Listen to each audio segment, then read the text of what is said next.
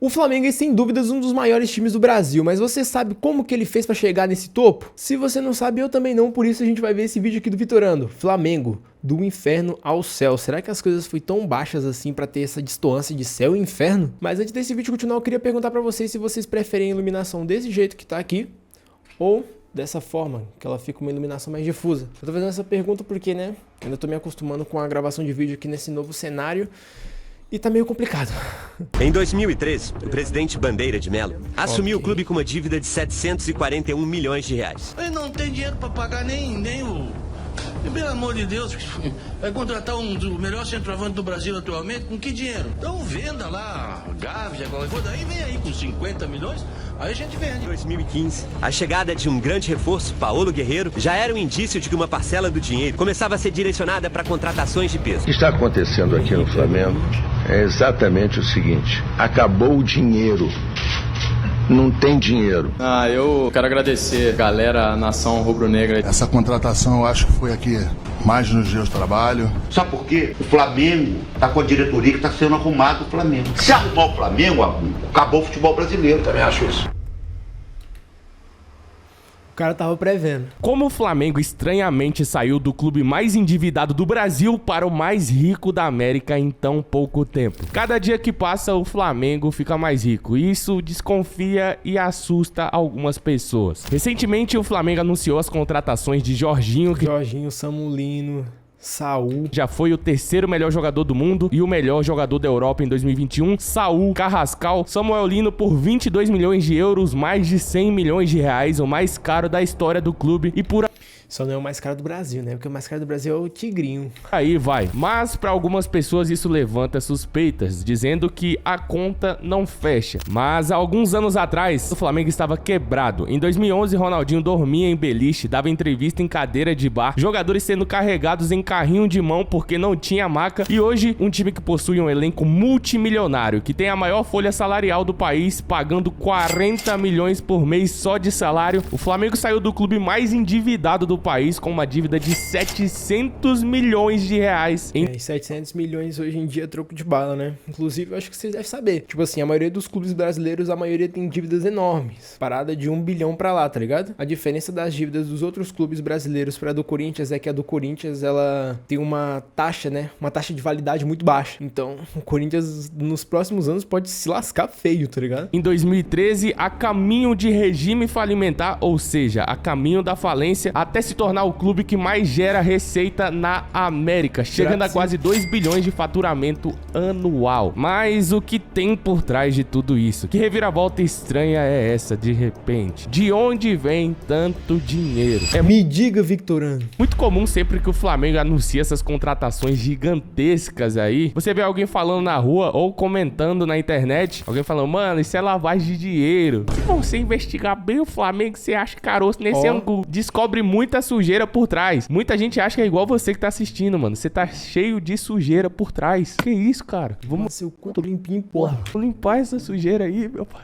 Eu tô limpinho. E é por isso que o vídeo tem esse título. Deixa eu ficar sério porque é um vídeo investigativo, né, galera? Flamengo, do inferno ao céu. Hoje nós vamos descobrir se tem caroço nesse angu, que histórias suspeitas são essas. Mas Tem não, pô, tem não. antes de tudo isso, já vai chegando deixando o likezão nesse vídeo, né, meu parceiro? Se inscreve aí no canal também. Como eu sempre digo, é a primeira vez que você tá Aqui me no vendo. meu canal, no Calma. dele Ah, também. não vou gostar. Irmão, se inscreve agora no canal, no final do vídeo. Se você não gostar, você se desinscreve, beleza? Mas eu garanto que você não vai se arrepender, então se inscreve agora no canal. O canal do e cara é depois a bom. gente conversa, beleza? Bora pro vídeo. Em 2011, o Flamengo fazia uma janela de transferências histórica. Além de trazer Thiago Neves, que já foi e era um dos melhores meias do futebol brasileiro, trazia nada mais nada menos numa janela gigante a transferência histórica simplesmente de Ronaldinho Gaúcho. Depois de uma Isso aí é novela putaria. de meses envolvendo Palmeiras, Grêmio e o Flamengo, o bruxo escolheu vestir vermelho e preto. Foi uma festa gigante com a recepção histórica da nação rubro-negra. O sonho de ter um jogador pra duas mesmo, vezes né? eleito o melhor do mundo no elenco estava realizado. A então presidente Patrícia Amorim entrava para a história não só por ser a primeira mulher a dirigir o Flamengo, como por trazer o jogador que para muitos pode ser Ô, considerado louco, caralho, que da hora, mano. Não sabia que o Flamengo já tinha tido presidente mulher, não. o mais mágico de todos os tempos. Somente só existe uma, a GOAT. Não se abaixa pra ninguém. O Léo Pereira é muito foda. Simplesmente o bruxo Ronaldinho Gaúcho. E aonde você quer chegar com essa história, Vitor Litorando? Esse episódio que eu acabei Litorando, não. de citar deveria ser um momento de alegria, mas foi responsável por tornar pública e mostrar uma das maiores bombas que estava prestes a explodir nos bastidores do Flamengo. O primeiro desafio do bruxo foi o Campeonato Carioca e não demorou muito para ele fazer o seu primeiro gol de pênalti contra o Boa Vista. E o começo do R10 no Flamengo não podia ser melhor. Campeão do Carioca, com o gol do bruxo de falta na final, o bonde do Mengão sem freio ganhava cada vez mais popularidade. Começou o Campeonato Brasileiro e o R10 também jogou muito bem, mano. O Flamengo terminou em quarto nessa temporada, algo que não acontecia desde 2009, né? Em 2010 o Flamengo viveu momentos ali bem conturbados. Parecia um projeto que estava começando e dando muito certo. Já na primeira temporada de Ronaldinho, um quarto lugar no Campeonato Brasileiro dava a entender que era o início do projeto, que com o tempo ia só crescer mais e o Flamengo ia começar a figurar aí nas maiores prateleiras e começar a virar a hegemonia ou começar a ganhar grandes títulos novamente. Porém, isso era tudo ilusão. Ronaldinho tinha 4 anos de contrato. Porém, em 2012, um ano apenas depois do bruxo chegar no Flamengo, a surpresa. Ronaldinho rescinde contrato com o Flamengo e entra na justiça devido ao atraso no pagamento de salários e direito de imagem que somava 40 milhões de reais. Já dá pra ver que aí já tava começando a surgir uns probleminhas. E esse era só o começo da bomba que estava prestes a explodir. E bem próximo dessa data, o Flamengo tava fazendo várias campanhas de marketing, valorizando e engrandecendo que chegou a 40 milhões de torcedores, irmão. Então, o Flamengo anunciou que tava com 40 milhões de torcedores. Ronaldinho, alguns dias depois, falou que o Flamengo tava devendo 40 milhões pra ele. Aí começou a piada da torcida rival, né? O pessoal começou a falar: beleza, o Flamengo tem 40 milhões de torcedores, tá devendo 40 milhões pro Ronaldinho. É só cada um dar R$1. É só cada um dar R$1 e paga o Ronaldinho. Mano, essa piada é muito boa, velho. Que isso, cara. Mano, infelizmente o Corinthians não tem tanto torcedor assim pra pagar a dívida deles. Eles têm que dar mais de R$1. O flamenguista leva na resenha. Hoje vocês sabem que a piada é boa, né, mano? Na época, o flamenguista todo mundo ficava indignado, né? Mas é uma boa piada, cara. Porém, isso era só o reflexo de uma bomba que estava prestes a explodir. Nesse momento, o Flamengo já era o clube que mais devia no Brasil. Esses números não eram tão falados porque nessa época não havia tanta transparência. Exatamente. Essas coisas só apareciam, né? Só era divulgado na mídia, mano, quando a bomba estourava, tá ligado? Em 2013 o Flamengo divulgou. Quando os caras já apareciam já pra dar depoimento sobre a merda que tá acontecendo no clube. Ou a bomba pro mundo. O clube somava aí, 750 milhões em dívidas com faturamento anual de 200 milhões. Então o clube tava devendo quase 4 vezes mais do que faturava no ano. E estava a caminho de regime falimentar, ou seja, a caminho da falência. Pouco tempo atrás, o Vampeta tinha popularizado uma frase que repercutiu no Brasil todo e virou manchete em todos os lugares. Quando perguntaram ao Vampeta por que ele não estava rendendo o esperado no Flamengo, já que era um jogador renomado, o Vampeta simplesmente soltou a seguinte frase, irmão: o Flamengo finge que paga e eu finjo que jogo. Essa frase repercutiu no Brasil todo e na América, irmão, e só consolidou a imagem do Flamengo como um clube descredibilizado e sem moral no mercado. Caralho, porém, os moleques eram o Corinthians antigamente, velho. Em 2012 chegava ao Flamengo um homem que mudaria a história do clube para sempre. No dia 27 de dezembro de 2012, Bandeira de Melo era eleito o presidente do Flamengo. No seu discurso, Bandeira quebrou expectativas e jogou o clima lá embaixo para a torcida. Bandeira deixou claro a insatisfação com o momento que o clube vivia, sendo a 4ª força do campeonato carioca. Nessa época, o Botafogo, o Vasco e o Fluminense eram muito superiores ao Flamengo em questões de estrutura e em questões financeiras, mano. Lembro que 2012 era o Fluminense que tinha o Deco, né? Era um clube que tinha bastante nomes. O Botafogo depois anunciaria o Sidorf. O Vasco tinha um elenco absurdo, né? O futebol mudou muito, né, mano? Você pega o Mirassol. O que tá acontecendo com o Mirassol, mano? Diego Souza. Puta que pariu, o Mirassol meteu 5. Foi 5-1 no Bahia, né, mano? Souza, Dedé, Éder Luiz. Foi um dos últimos grandes times aí muito competitivos do Vasco. Bandeira de Melo, no seu discurso, disse que a prioridade do Flamengo era se recuperar financeiramente, custe o que custar. Porém, Bandeira de Melo soltou uma frase que contrariou muito o seu mandato e jogou a torcida logo de cara contra ele, já que as pessoas não entendiam de gestão financeira, nem entendiam de nada em relação a isso, né? O brasileiro não é muito bom em gestão financeira, né, rapaziada? Vamos deixar isso bem claro, né? É um país que tem grande parte O país não sabe gerir muito bem, não. Ainda vem uns caras ainda ficar divulgando tiguinho pra rapaziada. Por isso que dá mais merda ainda quando se fala de dinheiro, né? Mas tudo bem. sua população aí sem ter essa instrução, né, mano? Instruções financeiras. Rapaziada, já não tem instrução, os caras ficam empurrando o bet no rabo deles ainda nisso.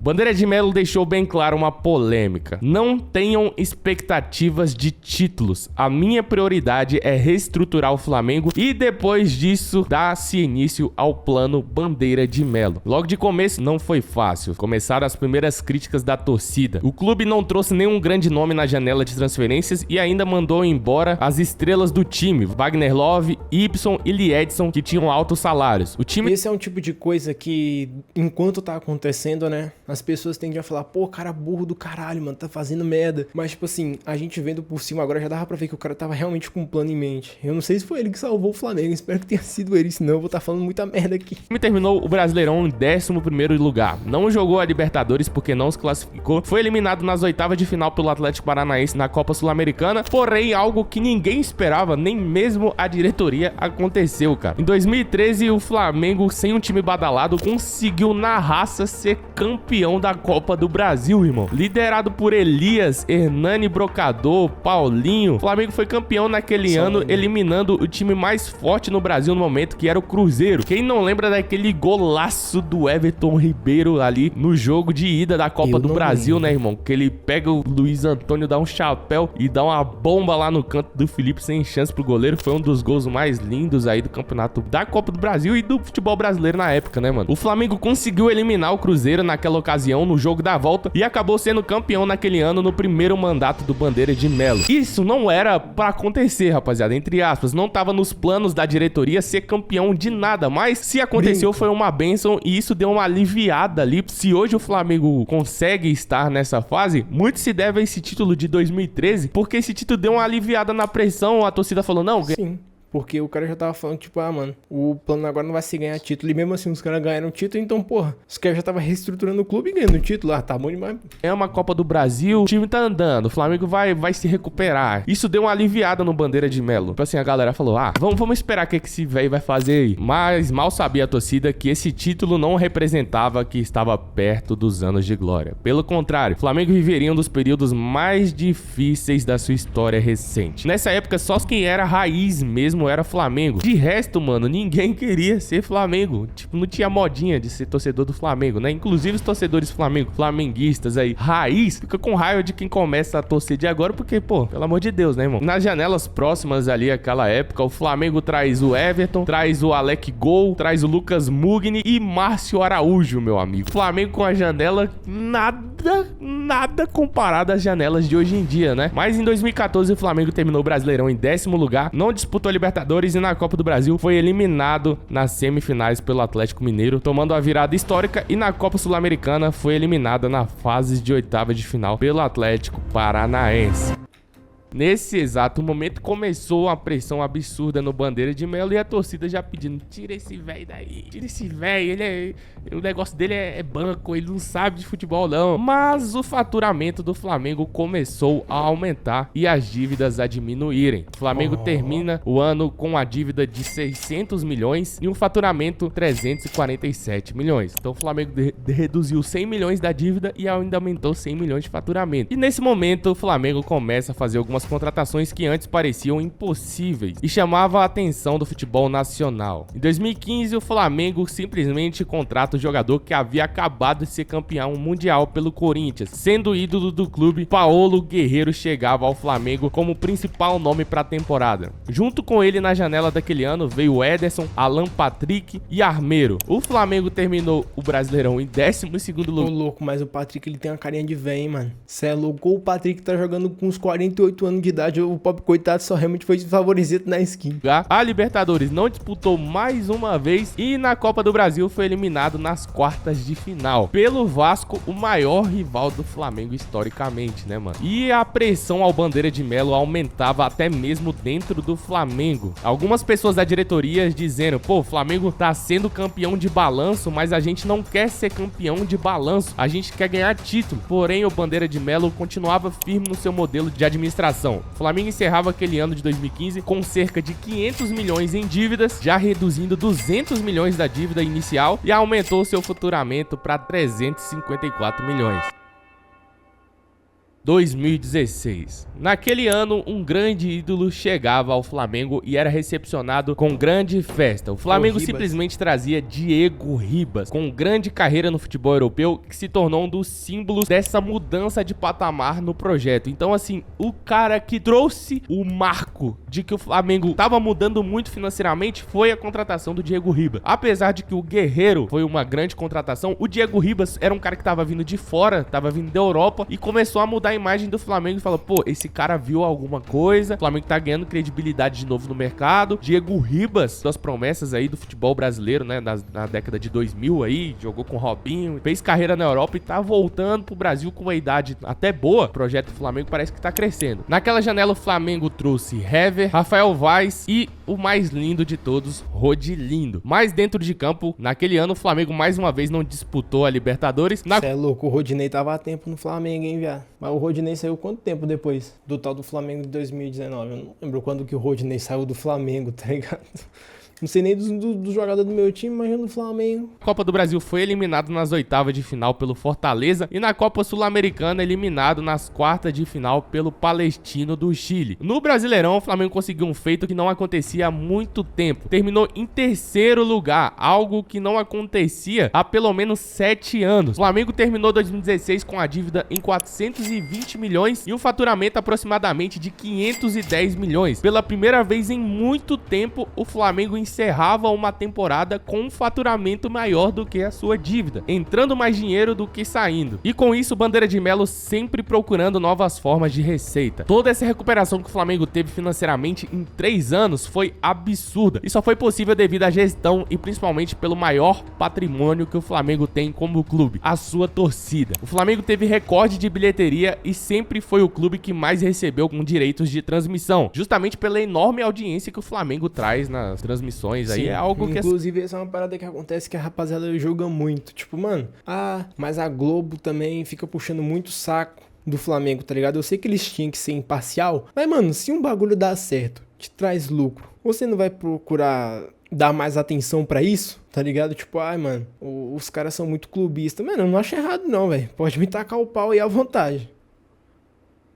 Sim, não tem como discutir, né, rapaziada? O Flamengo, todo jogo são milhões e milhões e milhões de pessoas assistindo. Inclusive, rapaziada, o futebol é algo bem lucrativo que movimenta milhões e milhões de reais, né? E a gente pode tirar uma ponta disso e ganhar um bom dinheiro com isso, rapaziada. Eu tô preparando aqui pra vocês um curso, né, o treinamento onde eu vou ensinar vocês a lucrar com o futebol aí através de páginas, beleza? Página de futebol, uma página do time do seu coração, página do Flamengo, através de edits, mano, edit... bom, achei que você ia divulgar bem. Do Flamengo, edit de outros times, edit de jogador, isso dá bastante dinheiro e em breve eu vou lançar um curso aí pra vocês. Estamos aprimorando pra ficar as aulas bem redondinhas, só antecipando aqui vocês, mas vamos seguir, mano. Tá bom, né? Tá dizendo. Em 2017, o Flamengo trouxe Everton Ribeiro, Rodolfo, Berril e Giovânio pro empréstimo. Não foi campeão do Brasileirão, foi eliminado na Libertadores na fase de grupos e na Copa do Brasil foi vice-campeão, perdeu pro Cruzeiro na final. Na Copa Sul-Americana, vice-campeão também, perdeu pro Independente. Mas na dívida do Flamengo tinha sido reduzida para 375 milhões e o faturamento aumentou para 648 milhões, quase o dobro da dívida. E aí entramos em 2018. Em 2018, o Flamengo começava ali a base e o surgimento de um dos times mais vitoriosos da história do Flamengo. Em 2018, o Flamengo trouxe na janela Henrique Dourado, Vitinho, Lucas Paquetá, que foi promovido ao profissional, Uribe e depois subiu o Vinícius Júnior, também pro profissional. O Flamengo terminou o Brasileirão em segundo lugar. Na Libertadores foi eliminado nas oitavas de final pelo Cruzeiro e na Copa do Brasil eliminado nas semifinais pelo... Olha quem tava no Cruzeiro fazendo gol nos caras.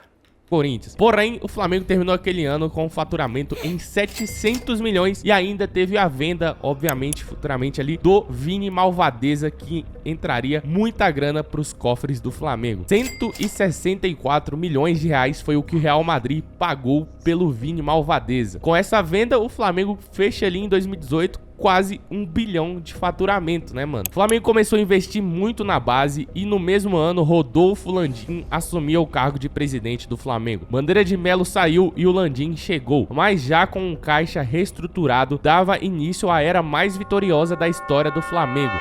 Ué, mas esse cara não tá até hoje? Tipo assim, tinha saído, ele voltou. Parece muito com o cara que tá lá agora. Logo no seu primeiro ano, em 2019, Rodolfo Landim fazia a maior e melhor janela de transferências da história do Flamengo até então. Trouxe Arrascaeta por 63 milhões, que na época foi a maior contratação da história. Bruno Henrique, Gabigol por empréstimo, Rafinha sem custo de transferências, Felipe Luiz, Rodrigo Caio e Pablo Mari. E claro, o técnico Jorge Jesus com o maior salário da história de um treinador no futebol brasileiro. E o resto vocês já sabem, né? Campeão carioca, campeão da Taça Guanabara, o Campeonato Brasileiro, Libertadores, Supercopa do Brasil e Recopa Sul-Americana. O time terminou aquele ano com mais títulos do que derrotas e com o recorde de vitória da história dos pontos corridos naquela época. Com a média de público no Brasil, cerca de 60 mil torcedores por jogo no Maracanã, 120 milhões de premiação e um faturamento de cerca de 950 milhões naquele ano, quase 1 bilhão de reais. Em 2020, 21, 22, 23, 24, o Flamengo superou a marca de 1 bilhão em faturamento. Tudo isso é disponível de acesso ao público no portal de transparência do Flamengo, beleza, rapaziada? Em 2023, o Flamengo já ostentou ali em suas contratações, mas não conseguiu grandes títulos, né? Foi um dos piores anos da história do Flamengo reestruturado. Disputou tudo, mas acabou não ganhando nada. Mas em 2024, o Flamengo passa por muitas polêmicas, mas consegue ser campeão da Copa do Brasil. Na janela de 2024, o Flamengo traz Alcaraz, Alexandro, Michael, Gonzalo Plata e ainda nós temos as contratações que foram feitas na janela anterior, Luiz Araújo, Cebolinha e todos os outros craques que compunham o elenco do Flamengo naquela gestão. E em 2024, o Flamengo termina com quase 2 bilhões de faturamento e inicia 2025 fazendo essa janela que você está vendo aí agora. Samuel Lino, Jorginho, Saul. E a tendência, rapaziada, é que o Flamengo a cada ano fique cada vez mais forte. A nova diretoria acabou de chegar e tá fazendo um bom trabalho de gestão, ainda tá dando sequência à gestão lá do Bandeira de Melo, do Landim, um clube que gasta de maneira coerente e que consegue se estabelecer num patamar gigantesco. Então, pra quem torce contra o Flamengo, mano, infelizmente pra vocês, o Flamengo ainda